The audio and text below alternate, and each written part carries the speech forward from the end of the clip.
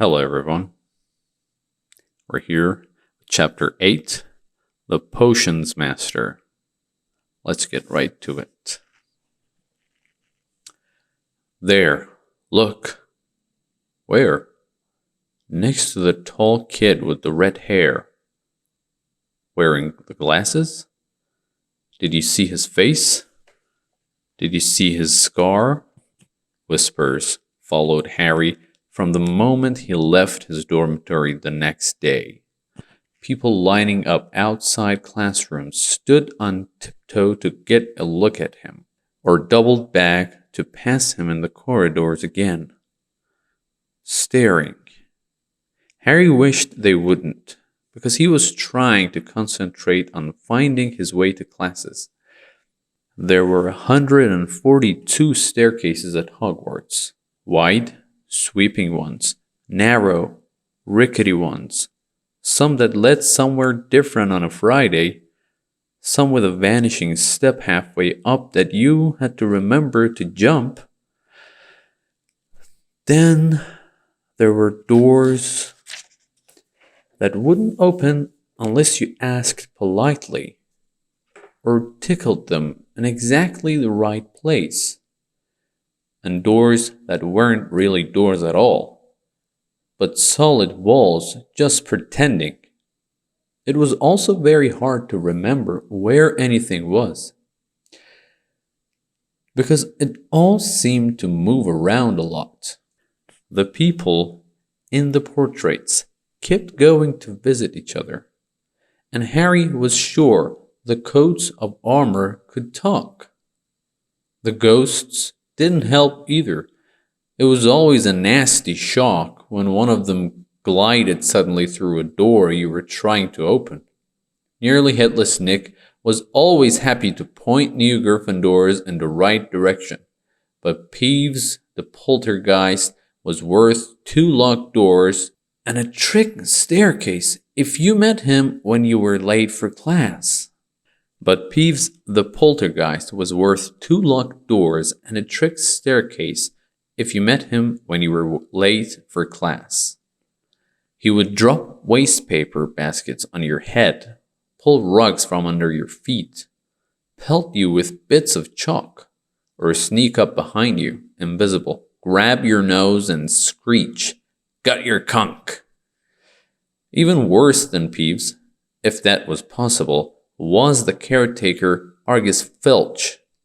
Harry and Ron managed to get on the wrong side of him on their very first morning. Filch found them trying to force their way through a door that unluckily turned out to be the entrance to the out-of-bounds corridor on the 3rd floor. He wouldn't believe they were lost, was sure they were trying to break into it on purpose, and it was threatening to lock them in the dungeons when they were rescued by Professor Quirrell, who was passing. Filch owned a cat called Mrs. Norris, a scrawny, dust-colored creature with bulging lamp-like eyes, just like Filch's. She patrolled the corridors alone. Break a rule in front of her, put just one toe out of line, and she'd whisk off for Filch, who'd appear wheezing 2 seconds later. Filch knew the secret passageways of the school better than anyone, except perhaps the Weasley twins, and could pop up as suddenly as any one of the ghosts. The students all hated him, and it was the dearest ambition of many to give Mrs. Norris a good kick. And then, once you had managed to find them, there were the classes themselves. There was a lot more to magic, as Harry quickly found out, than waving your wand and saying a few funny words. They had to study the night skies through their telescopes every Wednesday at midnight and learn the names of different stars and the movements of the planets. 3 times a week, they went out to the greenhouses behind the castle to study herbology with a dumpy little witch called Professor Sprout. where they learned how to take care of all the strange plants and fungi and found out what they were used for. Easily, the most boring class was History of Magic, which was the only one taught by a ghost. Professor Binns had been very old indeed when he had fallen asleep in front of the staff room fire and got up the next morning to teach, leaving his body behind him. Binns droned on while they scribbled down names and dates, and got Emmerich, the evil, and Eric, the oddball, mixed up. Professor Flitwick, the charms teacher, was a tiny little wizard who had to stand on a pile of books to see over his desk. At the start of their first class, he took the roll call, and when he reached Harry's name, he gave an excited squeak and toppled out of sight. Professor McGonagall was again different. Harry had been quite right to think she wasn't a teacher to cross. Strict and clever. She gave them a talking to the moment they sat down in her first class. Transfiguration is some of the most complex and dangerous magic you will learn at Hogwarts, she said. Anyone messing around in my class will leave and not come back. You have been warned. Then she changed her desk into a pig and back again. They were all very impressed and couldn't wait to get started, but soon realized they weren't going to be changing the furniture into animals for a long time. After taking a lot of complicated notes, they were each given a match and started trying to turn it into a needle. By the end of the lesson, only Hermione Granger had made any difference to her match. Professor McGonagall showed the class how it had gone all silver and pointy and gave Hermione a rare smile. The class everyone had really been looking forward to was Defense Against the Dark Arts. But Quirrell's lessons turned out to be a bit of a joke. His classes smelled strongly of garlic, which everyone said was to ward off a vampire he'd met in Romania and was afraid would be coming back to get him one of these days. His turban, he told them, had been given to him by an African prince as a thank you for getting rid of a troublesome zombie. But they weren't sure they believed the story. For one thing, when Seamus Finnegan asked eagerly to hear how Quirrell had fought off the zombie, Quirrell went pink and started talking about the weather. For another, they had noticed that a funny smell hung around the turban, and the Weasley twins insisted that it was stuffed full of garlic as well, so that Quirrell was protected wherever he went. Harry was very relieved to find out that he wasn't miles behind everyone else. Lots of people had come from Muggle families and, like him, hadn't had any idea that they were witches and wizards. There was so much to learn that even people like Ron didn't have much of a head start. Friday was an improvement day for Harry and Ron. They finally managed to find their way down the Great Hall for breakfast without getting lost once. "What have we got today?" Harry asked Ron as he poured sugar on his porridge. "Double potions with Slytherins," said Ron. "Snape's head of Slytherin house. They say he always favors them. We'll be able to see if it is true." "Wish McGonagall favored us," said Harry. Professor McGonagall was head of Gryffindor House, but it hadn't stopped her from giving them a huge pile of homework the day before.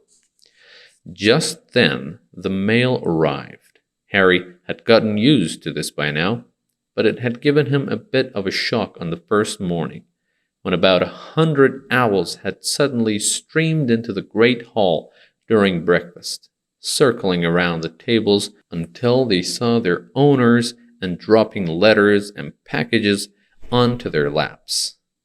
Hedwig hadn't brought Harry anything so far.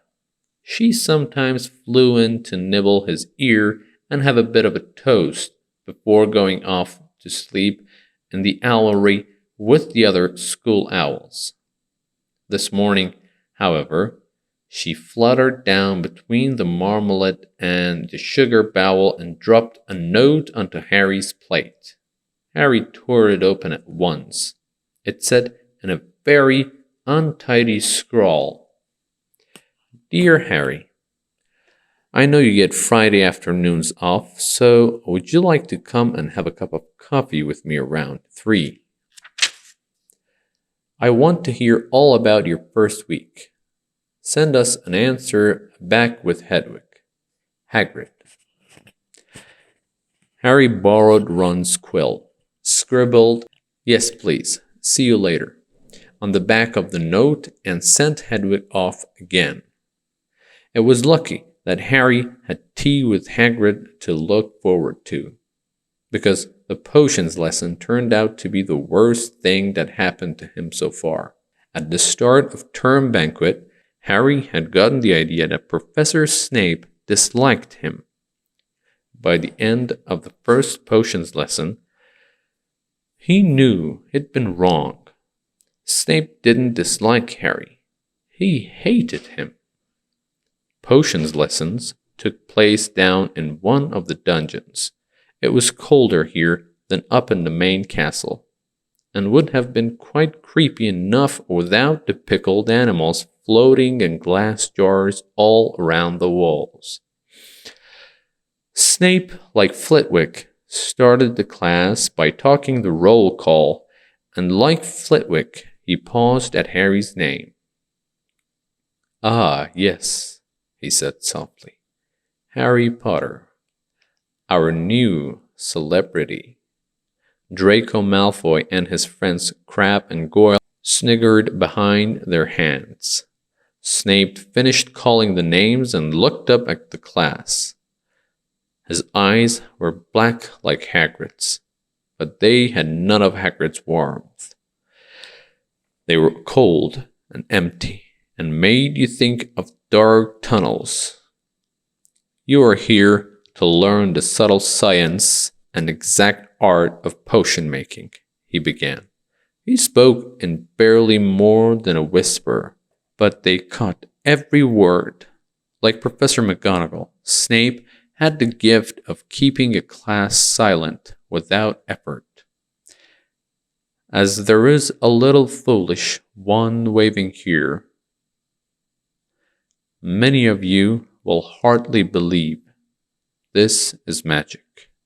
I don't expect you will really understand the beauty of the softly simmering cauldron with its shimmering fumes, the delicate power of liquids that creep through human veins, bewitching the mind, ensnaring the senses.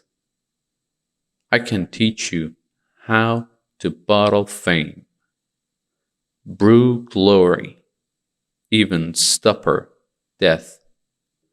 If you aren't as big a bunch of dunderheads as I usually have to teach." More silence followed this little speech. Harry and Ron exchanged looks with raised eyebrows. Hermione Granger was on the edge of her seat and looked desperate to start proving that she wasn't a dunderhead. "Potter," said Snape suddenly, "what would I get if I added powdered root of asphodel to an infusion of wormwood?" "Powdered root of what to an infusion of what?" Harry glanced at Ron, who looked as stumped as he was. Hermione's hand had shot into the air. "I don't know, sir," said Harry. Snape's lips curled into a sneer. "Tut, tut. Fame clearly isn't everything."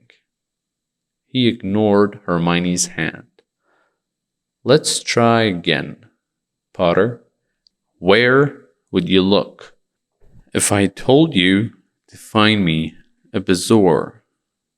Hermione stretched her hand as high into the air as it would go without her leaving her seat. But Harry didn't have the faintest idea what a bezoar was. He tried not to look at Malfoy, Crabbe, and Goyle, who were shaking with laughter. I don't know, sir. Thought you wouldn't open a book before coming, eh, Potter? Harry forced himself to keep looking straight into those cold eyes. He had looked through his books at the Dursleys. But did Snape expect him to remember everything in 1,000 magical herbs and fungi? Snape was still ignoring Hermione's quivering hand. What is the difference, Potter, between Monkshut and Wolfsbane? At this, Hermione stood up, her hand stretching toward the dungeon ceiling. I don't know, said Harry quietly. I think Hermione does, though. Why don't you try her? A few people laughed. Harry caught Seamus's eye, and Seamus winked. Snape, however, was not pleased. Sit down, he snapped at Hermione. For your information, Potter, asphodel and wormwood make a sleeping potion so powerful it is known as the Draught of Living Death. A bezoar is a stone taken from the stomach of a goat, and it will save you from most poisons. As for Monkshut and Wolfsbane, they are the same plant, which also go by the name of aconite. Well, why aren't you all copying that down? There was a sudden rummaging for quills and parchment. Over the noise, Snape said, "And a point will be taken from Gryffindor House for your cheek, Potter." Things didn't improve for the Gryffindors as the potions lessons continued. Snape put them all into pairs and set them to mixing up a simple potion to cure boils. He swept around in his long black cloak, watching them weigh dried nettles and crush snake fangs, criticizing almost everyone except Malfoy, whom he seemed to like. He was just telling everyone to look at the perfect way Malfoy had stewed his horned slugs when clouds of acid green smoke and a loud hissing filled the dungeon. Neville had somehow managed to melt Seamus's cauldron into a twisted blob, and their potion was seeping across the stone floor, burning holes in people's shoes. Within seconds, the whole class was standing on their stools while Neville, who had been drenched in the potion when the cauldron collapsed, moaned in pain as angry red boils sprang up all over his arms and legs. "Idiot boy," snarled Snape, clearing the spilled potion away with one wave of his wand. "I suppose you added the porcupine quills before taking the cauldron off the fire." Neville whimpered as boils started to pop up all over his nose. "Take him up to the hospital wing." Snape spat at Seamus. Then he rounded on Harry and Ron, who had been working next to Neville. "You, Potter, why didn't you tell him not to add the quills? Thought he'd make you look good if you got it wrong, did you? That's another point you've lost for Gryffindor." This was so unfair that Harry opened his mouth to argue, but Ron kicked him behind their cauldron. "Don't push it," he muttered. "I've heard Snape can turn very nasty." As they climbed the steps out of the dungeon an hour later, Harry's mind was racing and his spirits were low. He'd lost 2 points for Gryffindor in his very first week. Why did Snape hate him so much? "Cheer up," said Ron. "Snape's always taking points off Fred and George. Can I come and meet Hagrid with you?" At 5-3, they left the castle and made their way across the grounds. Hagrid lived in a small wooden house on the edge of the Forbidden Forest. A crossbow and a pair of galoshes were outside the front door. When Harry knocked, they heard a frantic scrabbling from inside and several booming barks. Then Hagrid's voice rang out, saying, "Back, Fang, back!" Hagrid's big hairy face appeared in the crack as he pulled the door open. "Hang on," he said. "Back, Fang."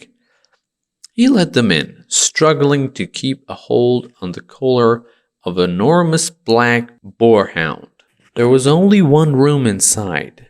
Hams and pheasants were hanging from the ceiling.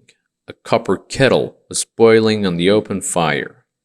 And in the corner stood a massive bed with a patchwork quilt over it. "Make yourselves at home," said Hagrid, letting go of Fang, who bounded straight at Ron and started licking his ears. Like Hagrid, Fang was clearly not as fierce as he looked. "This is Ron," Harry told Hagrid, who was pouring boiling water into a large teapot and putting rock cakes onto a plate. "Another Weasley, eh?" said Hagrid, glancing at Ron's freckles. "I spent my half-life chasing your twin brothers away from the forest."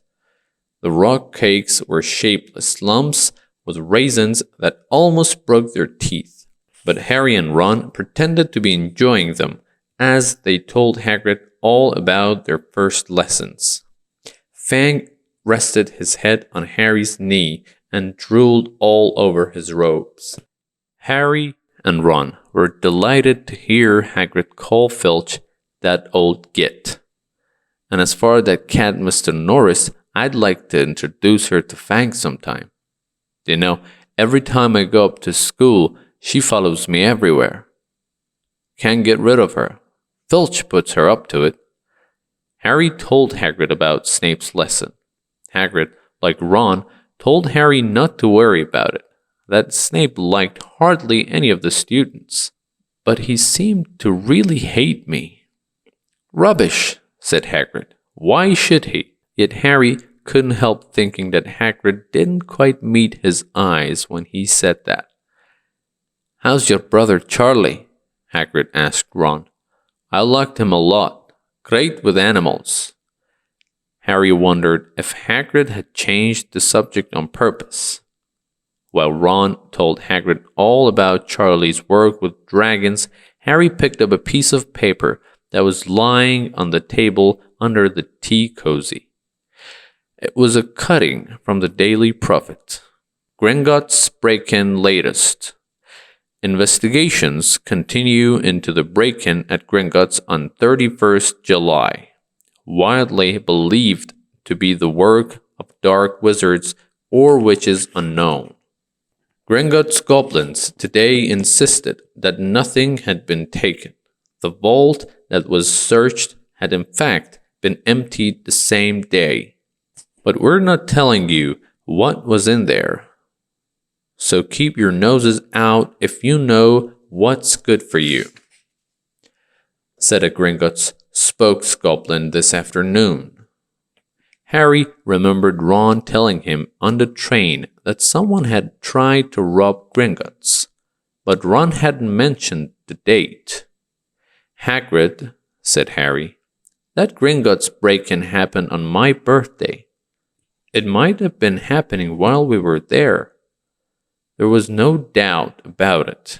Hagrid definitely didn't meet Harry's eyes this time.